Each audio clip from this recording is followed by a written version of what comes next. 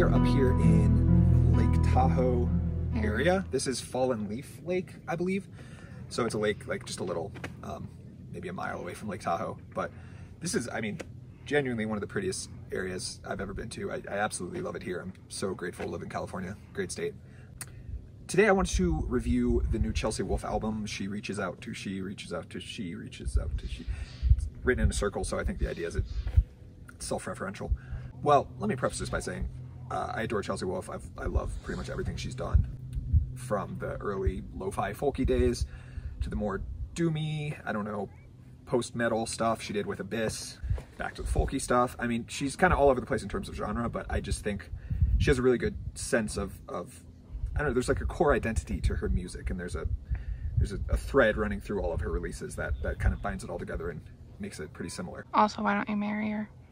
I knew it. I freaking knew it. Yeah, we're pretty close to a trail here, so if there's any, I don't know, foot traffic noise, please forgive me. But I mean, this is a beautiful scene, so we just wanted to kind of memorialize this. Anyway, the new album is pretty different to her past releases. It's pretty much, so I didn't really know much about the band Portishead, but apparently this is just like a love letter to the band Portishead. It's the trip hop genre. I'm not really gonna embarrass myself by trying to explain what that means, but it's very electronic, kind of minimal, trippy, as the name would suggest, you know, a little slightly psychedelic, but like I said, there's still that common thread that really just makes this, I don't know, like it is still a Chelsea Wolfe release, right? It's not like completely coming out of left field.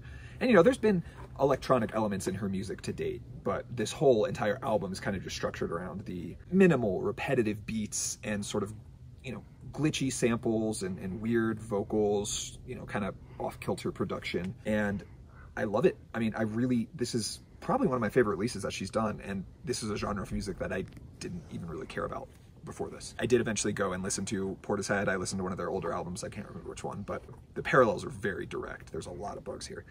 The parallels are very direct. I think it's pretty clear that she was like, I want to do like a Portishead type album, and that's what she did.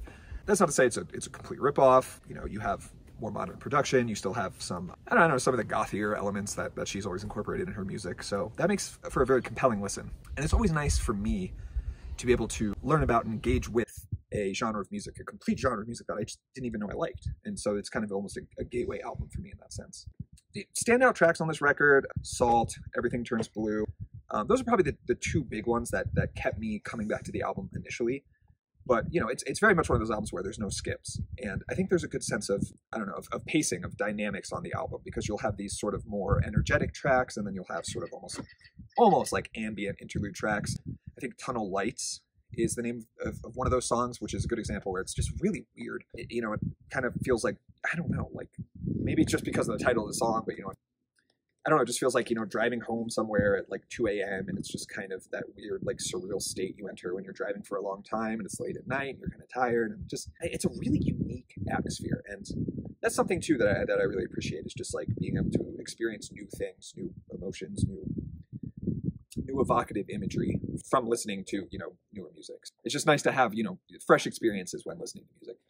So if you haven't checked this one out, I highly recommend it. It's obviously not metal, but I think she's always been kind of metal adjacent. It still taps into the same like sort of dark emotions and dark imagery that a lot of metal fans really enjoy. Yeah, check this one out. If you have heard it, let me know what you think. Like, comment, subscribe, shake it.